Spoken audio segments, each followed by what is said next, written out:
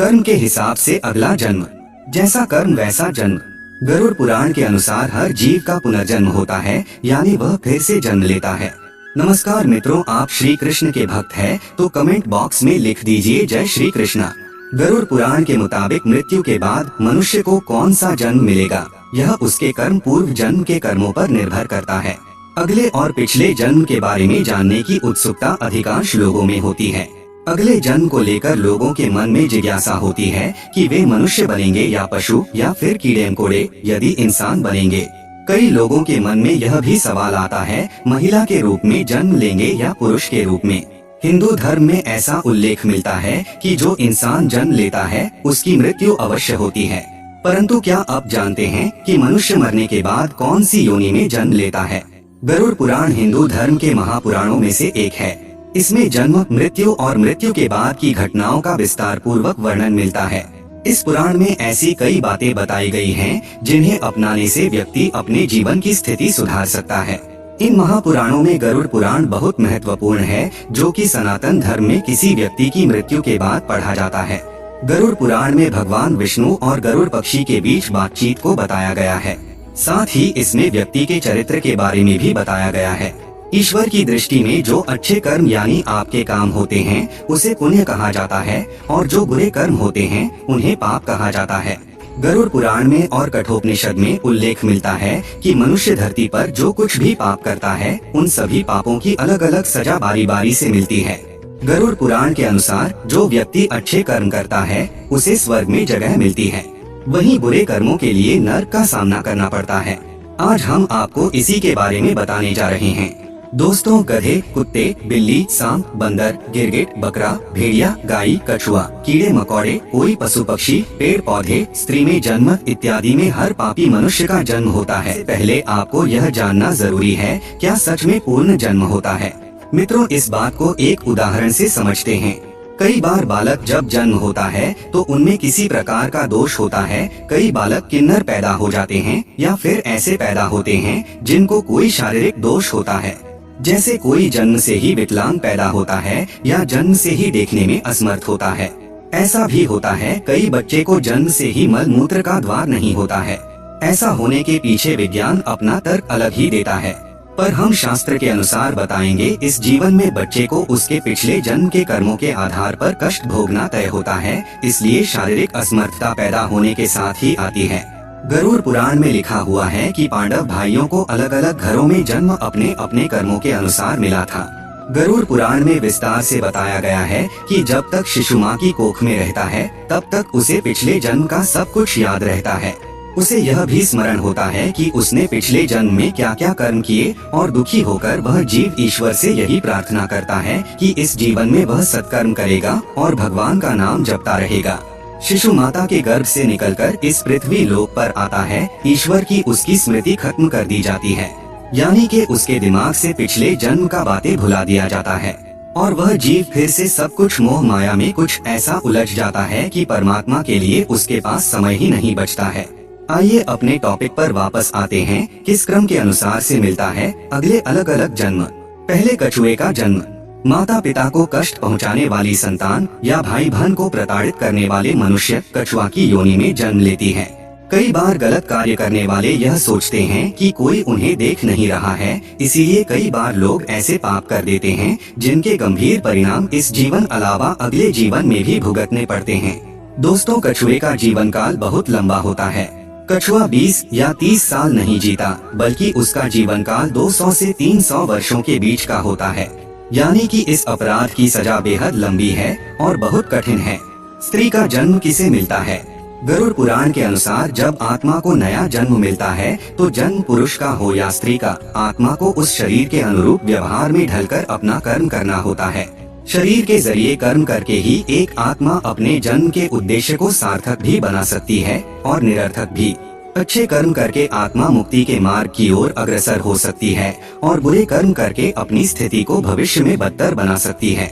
यदि कोई पुरुष महिलाओं वाला आचरण करता है, स्वभाव में महिलाओं वाली आदतें ले आता है, तो ऐसे पुरुषों को अगले जन्म में स्त्री का रूप मिलता है। बंदर की योनि। इस जन्म में मनुष्य योनि मिलने का अर्थ यह नहीं है कि अगला जन्म भी इसी योनि में मिलेगा, क्योंकि जीवन मरण और अगला जन्म सब कुछ कर्मों के आधार पर ही तय होता है। व्यक्ति जन्म लेता है जो अपने मालिक का विश्वसनीय होकर अपने मालिक का विश्वास तोड़ देता है, जिसका सामान्य जीवन काल 20 वर्ष का होता है। दोस्तों, धर्म ग्रंथों में इसके पीछे का कारण कर्म फल दोष बताया गया है। गरुड़ पुराण में मनुष्य के हर कर्म का लिखा जोखा दिया गया है, जो कि केवल उसके पाप पुण्य का निर्धारण करते हैं, बल्कि मरने के बाद मिलने वाली सजा और अगले जन्म की योनि के बारे में भी बताते हैं। जो व्यक्ति लूटपाट, जानवरों का सताना और शिकार करके अपने परिवार का पालन पोषण करता है, उसे अगले जन्म में किसी कसाई के हाथों मृत्यु प्राप्त होती है, यानी वह जानवर का जन्म लेता है।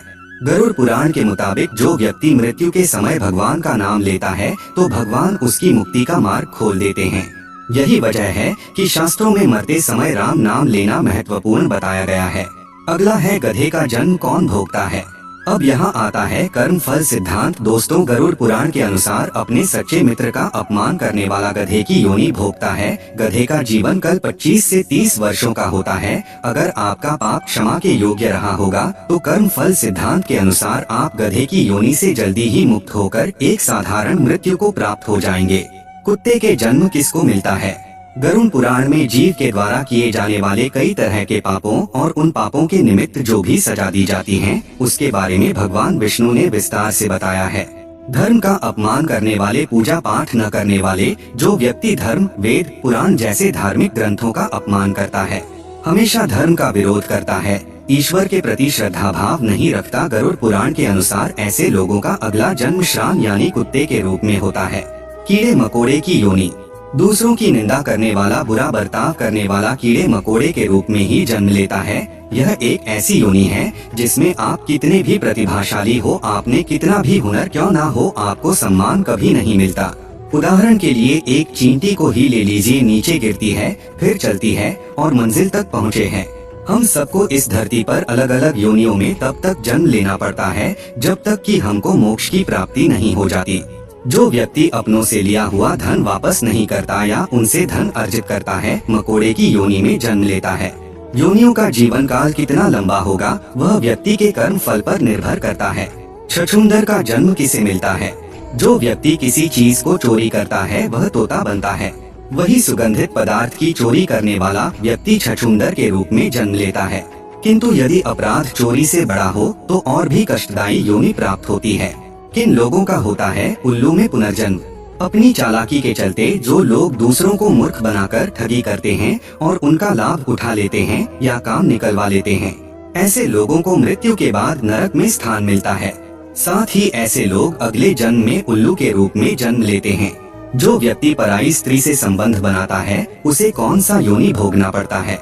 जो व्यक्ति पराई स्त्री से संबंध बनाता है उसे नरक में जाना पड़ता है। गरुड़ पुराण के अनुसार ऐसे पुरुष को वहाँ उसे कई कष्ट भोगने पड़ते हैं और इसके बाद उसे अलग अलग योनियों में एक के बाद एक कई जन्म लेने पड़ते हैं। वह सबसे पहले भेड़िया बनता है, फिर एक कुत्ते के रूप में जन्म लेता है, उसके बाद सियार, फिर गिद्ध, फिर शाम, फिर कौवा और अंत में बगुला बनता है। इन सब योनियों के कष्ट उसे फिर से मनुष्य करने की प्राप्ति होती है। ऐसी शादीशुदा महिला जो किसी गैर मर्द के साथ संबंध बनाती है उसे नरक की यातनाएं भोगनी पड़ती है और ऐसी महिला अगले जन्म में छिपकली, सांप या फिर चमगादड़ के रूप में जन्म लेती है। लेकिन जो व्यक्ति किसी स्त्री के साथ जबरदस्ती संबंध बनाता है उसे तो नरक भोगने और कई योनियों में जन्म लेने के है। दोस्तों, माना जाता है कि कंठ में माँ सरस्वती वास करती हैं। इसलिए जिन लोगों की वाणी में मधुरता नहीं होती और जो दूसरों को बुरा भला कहते हैं या हमेशा गाली गलौज करते हैं, गरुड़ पुराण के अनुसार उनका अगले जन्म बकरे के रूप में होता है। जो मनुष्य स्त्री की हत्या, गर्भपात या गाय की हत्या करता है वह अगले जन्म में मूर्ख और कुबड़ा बनकर जन्म लेता है। गरुड़ पुराण के मुताबिक जो व्यक्ति मृत्यु के समय भगवान का नाम लेता है तो भगवान उस व्यक्ति के लिए मुक्ति का मार्ग खोल देते हैं। यही कारण है कि शास्त्रों में मरते समय राम का नाम लेना महत्वपूर्ण माना गया है। गरुड़ पुराण में बताया गया है कि जो व्यक्ति अपने बड़े भाई का अपमान करता है, समाज के सामने उसे लज्जित करता है, अगले जन्म में वह व्यक्ति कौन नामक पक्षी के रूप में जन्म लेता है। इस योनि में उसे 10 वर्षों तक का कष्ट भोगना पड़ता है, उसके बाद ही उसे मनुष्य योनि प्राप्त होती है। गरुड़ पुराण के अनुसार दूसरों के लिए अच्छा सोचने वाला, धर्म को मानने वाला, धार्मिक में विश्वास रखने वाला, पशुओं से प्रेम रखने वाला, माता पिता का आदर सम्मान करने वाला, अपने गुरु के द्वारा बताए गए मार्ग पर चलने वाली जीव आत्मा स्वर्ग में जाती है और अपने लिए मोक्ष के दरवाजे खोल लेती है। मांस खाने वाले। गरुड़ पुराण के अनुसार मांस खाने वाले व्यक्ति को अगले जन्म में अंगों से संबंधित समस्या होती है। मदिरा या शराब पीने वाले के दांत काले होते हैं और जीभ के स्वाद के कारण न खाने वाली चीजों को खा लेने वाला ब्राह्मण जलोदरी, पेट में पानी भर जाने की बीमारी के चलते पेट फूलना बनता है। दूसरों का ध्यान किए बिना मीठा खाने वाले को गले से संबंधित बीमारियां रहती हैं। श्राद्ध के समय में अशुद्ध दान देने वाले लोगों को कुष्ठ रोग होता है।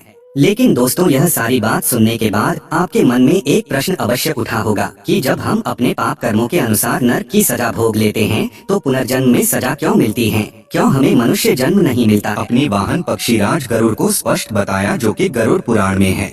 आइए जानते हैं।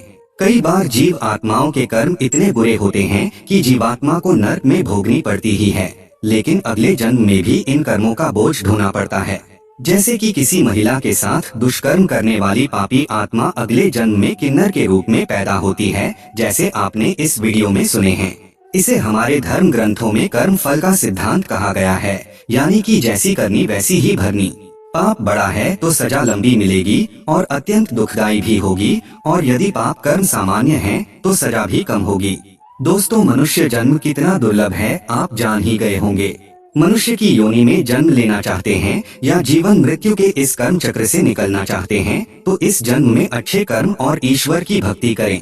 अभी तो आप मनुष्य योनि में जन्म लिए हैं, इससे पीछे आपका किस योनि में जन्म हुआ था, आइए इस पर विस्तार से जान लेते हैं।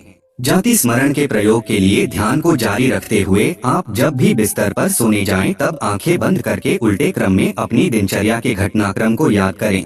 जैसे सोने से पूर्व आप क्या कर रहे थे, फिर उससे पूर्व क्या कर रहे थे, और भी गहराई में जाएं और देखें उससे पूर्व आप क्या कर रहे थे। तब इस तरह की स्मृतियों को सुबह उठने तक ले जाएं। दिनचर्या का क्रम सतत जारी रखते हुए मेमोरी रिवर्स को बढ़ाते जाएं। ध्यान के साथ इस जाति स्मरण का अभ्यास जारी रखने से कुछ माह बाद जहां मेमोरी पावर बढ़ेगा, वहीं नए नए अनुभवों के साथ पिछले जन्म को जानने का द्वार भी खुलने लगे।